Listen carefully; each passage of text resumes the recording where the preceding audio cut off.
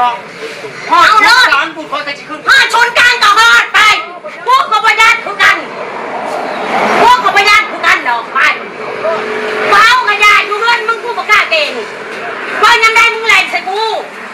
เป็นยังกูจะเอากับมึงนี่มึงมาฆ่ากูมึงว่ากูคงเลิกเงินไปตายนะไม่ได้ขับฟาดรถแม่กูได้น้องเพราะว่าเล่ากับเป็นผู้ใหญ่เลยเมียเราเนี่ยเขาจะเป็นผู้ใหญ่นี่ที่ภาวะมีการที่นู่นดีเห็นบ่แล้วว่าข่อยอยู่บ้านเจ้าเนี่ยข่อยบ่กล้าเว้าเพราะว่าตู้ก้อนเนี่ยอาจสิทำลายหรือเตะตีหรือว่าใส่อีหยังข่มขู่แล้วเราถึงบ่กล้าเว้าบ่กล้าด่าตอนอยู่เฮือนของตู้ก้อนหันพี่น้องเอ้ยเนาะและคลิปที่ตู้คำลงไปหันตู้ก้อนแล้วเว้าในใดฮู้บ่ตู้ก้อนเราว่าความเมียอยากปะอยากเลิกนะข่อยก็ย่านแล้วเนาะเราอ่ะเทื่อไปหันไปนี่ลง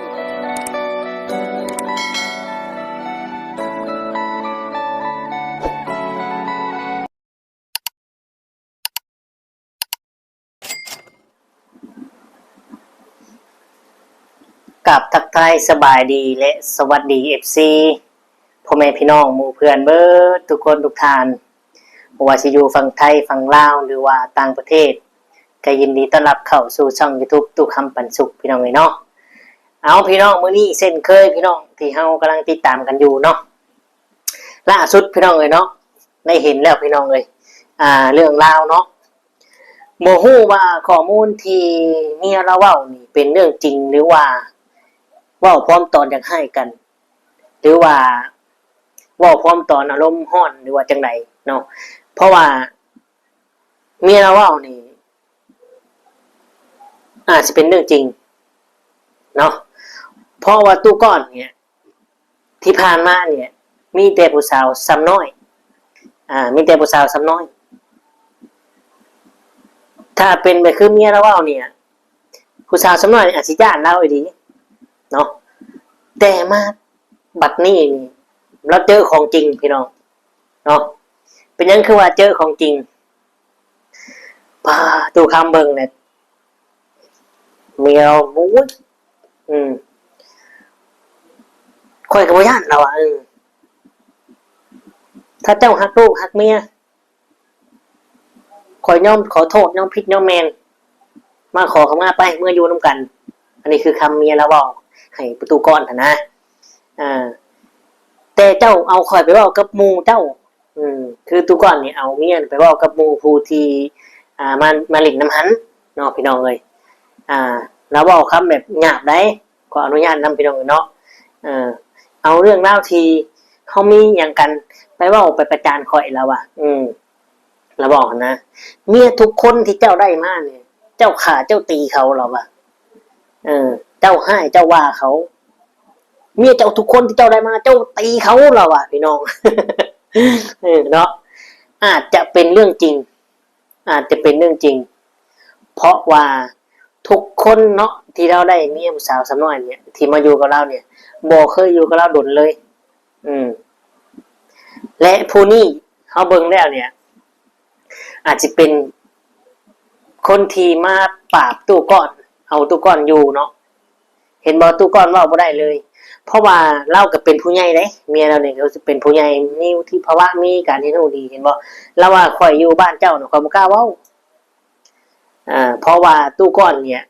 อาจสิทำลายหรือเตะตีหรือว่าใส่อีหยังข่มขู่แล้วเราถึงบ่กล้าเว้าบ่กล้าด่าตอนอยู่เฮือนของตู้ก้อนหันพี่น้องเอ้ยเนาะและคลิปที่ตู้คำลงไปหันตู้ก้อนแล้วเว้าในใดฮู้บ่ตู้ก้อนเราว่าความเมียอยากปะอยากเลิกนะข่อยก็ย่านแล้วเนาะเราเทื่อไปหันไปนี่ล้มถึกพนันหินเฮ็ดหันเฮ็ดนี่หัวแตกเลือดออกสิบ่ว่าข่อยตบข่อยตีบ่ซั่นเราเห็นบ่เรานัดไว้นะพี่น้องเอ้ยเอ้าเป็นจังไดเฮาก็ไปเบิ่งไปชมคลิปนํกันพี่น้องเอ้ยเนาะจุดจบของตู้ก้อนอยู่กับผู้หญิงคนนี้บ่หรือว่าจังไดเนาะสิมีอีก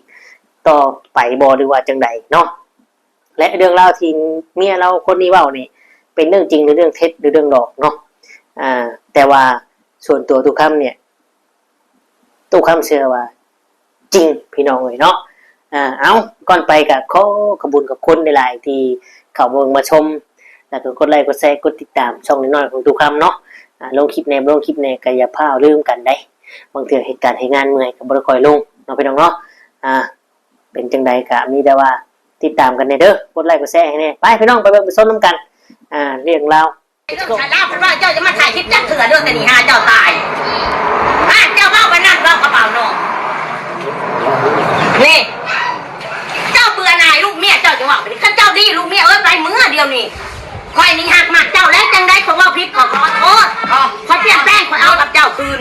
ยุดอันนี้ยังได้เจ้าว่าเจ้าจะมาเอาไปแล้วยุดเจ้าว่า8 ล้านยุดมูตัวหนึ่งเจ้าสิเอาคืนยุดบอกดีคอยให้บอกบ่ดีคอยบ่คืนเงินเจ้าฮีเขาไปเปิดเผยเจ้าจะว่าเป็นคือพามือเจ้าจะบอกยุดพ่อแล้วก็ไม่ให้เงี้ยชามนี้มันบอกผิดพวกหาเรื่องหาลาวพวกอยากปากกับคอยเก่งกว่าลาวพอจะบอกใครนี่บอกเพียงแลนใส่บอกเพียงเป็นแลนใส่ใส่กับผ้าต้อกับฝากกับแขกย้อนยังขอเรียงตียังซ้ำนี่เนาะย้อนเท้าวิลูมีเต้าเจ้าถ้าลูกพ่อชาเปิดทุกคนไปถ่ายคลิปบ้านแขกจะลูกเสียกันจ้าน้ำพริกกันบอกเป็นหมาก็เลยหูยืนตอนแรกก็ขึ้นไปไม่ค่ะไปไม่บอกค่ะตอนแรก ตีก่อนหน้าก่อนบอกเป็นยังดอกก็คืนได้นำประดับไปนอน ถามเจ้าเมื่อไหร่เปล่า เมื่อความเล็กกันเจ้ามือชี้ขายนั่นเจ้าเลยยังจะบอกจะคอยกัดแถวสุขอย แต่เทียบกันแต่เช้าโมง เจ้าจะสุเบ้ารถเมียได้เจ้าก็ขาตีเขาเอาเมียได้มาเจ้าก็ตีบ่แม่นเจ้าก็ตีลูกตีเมีย แม่แล้วของเจ้าเป็น เอาเมียได้เจ้าก็ตีบ่แม่นแม่ก็ตามยุดมันบ่แล้วผู้อื่นจะบอกกันบอกได้ยังไงไม่เอาค่าดองเช่า8 โมงก็ให้คอยให้บ่พอให้คอยบ่ให้มันสมมาพาควรบอกอันนี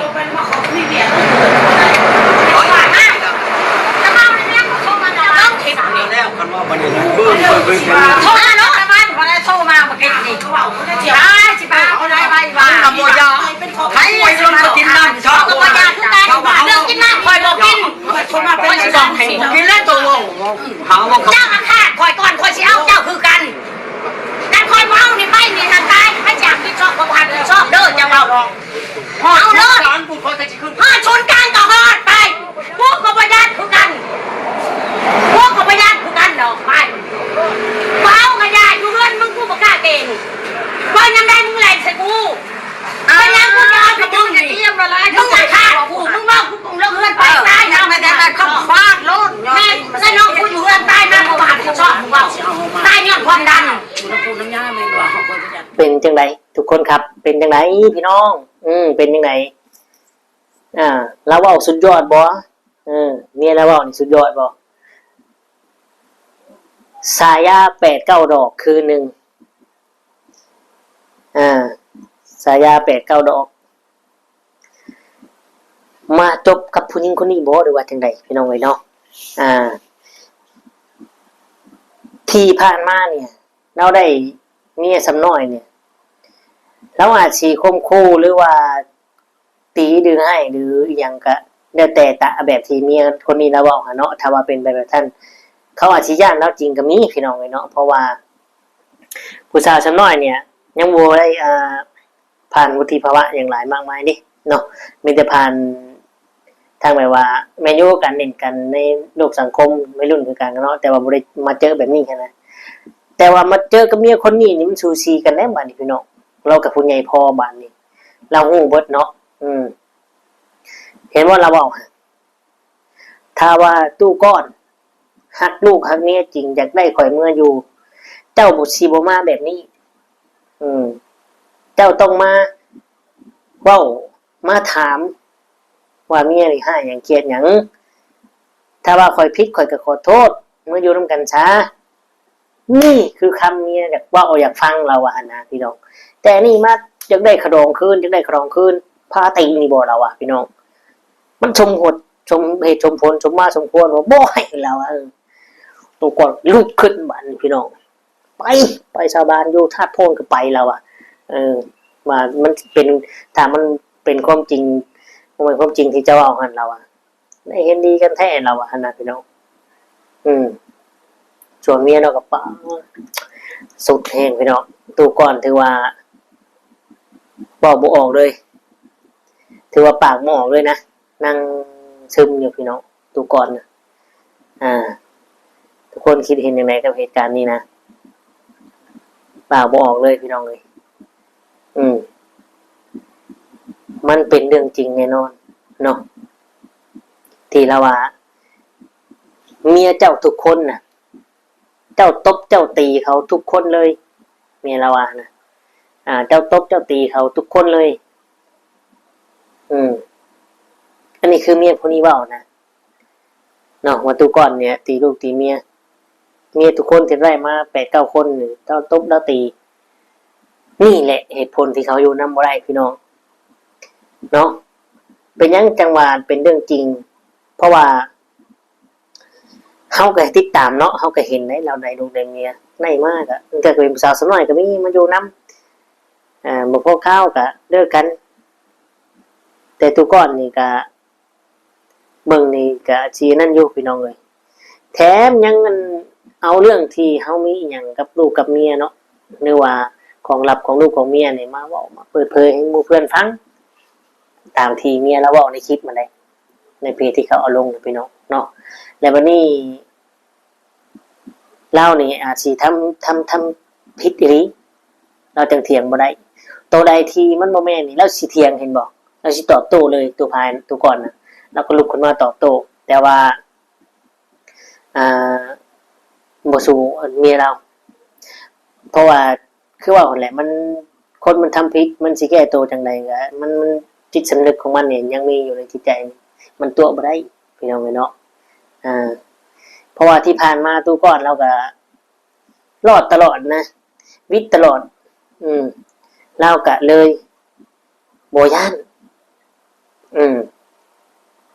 เราก็เลยบ่ย่านพี่น้องเลย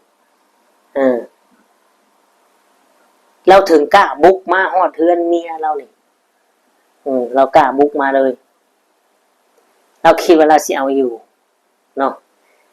แต่เราคิดผิดกับผู้หญิงคนนี้หรือกับเมียคนนี้เราคิดผิดเองเนาะเราก็บ่ยอมคือกันเราอ่ะสิมาตบมาตีมาฆ่ามาฟันสิมาประจานข่อยมาประจานของหลับข่อยเว้ากับหมู่เจ้าเว้ากับคลิปบ่หยังเราอ่ะเอาสิจริงบ่จริงก็มีแต่ว่าติดตามพี่น้องติดตามเบิ่งว่าคือเดี๋ยวนี้น่ะถ้าว่าติดตามมันก็ทุกครั้งก็บ่ได้ติดตามหรอกแต่ว่าถ้าว่ามันเป็นเรื่องกระแสหรือเป็นนั่นนี่มันจะขึ้นฟีดในเพจในหยังนี่สิเห็นนะเห็นว่าองค์ขี้ข้านน่ะ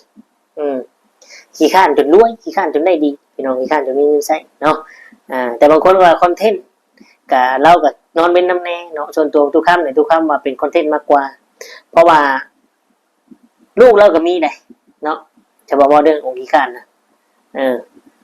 ผูกส่วนมันก็กลัวนึงเนาะนะพี่น้องเอาอันใดที่บ่พูดว่ามันเป็นกระแสมันสิขึ้นฟีดมันเด้งๆๆเฮาเรื่องทางไหนจะเห็นก็หมายที่ทุกคำบอกถึงองค์ขี้ข้านเพิ่นนะพี่น้องอันนี้คือกันเนาะมันก็สิเด้งขึ้นพี่น้องเอ้ยเอามีแต่ว่าติดตามแล้วก็ค่อยเบิ่งต่อไปว่าตู้ก้อนเนี่ยสิเอาตัวรอดจังได๋และตู้ก้อนเนี่ยทำแบบนั้นจริงบ่เนาะบ่มีความเป็นลูกผู้ชายโดยบ่หรือว่าจังได๋ทำกับลูกผู้หญิงจังซี่เนาะลูกผู้หญิงนี่เพศแม่ซึ่งผู้ที่มีลูกให้เฮาได้เนาะเฮาต้องเคารพและหักแพงรักษาไว้ดีเนาะบ่ฆ่าบ่ตีบ่ฮักเพิ่นบ่ฮักเขาก็ไปคืนพ่อแม่เขาบอกเขาดีๆบ่ต้องฆ่าต้องตีเนาะเอามีแต่ว่าประมาณนี้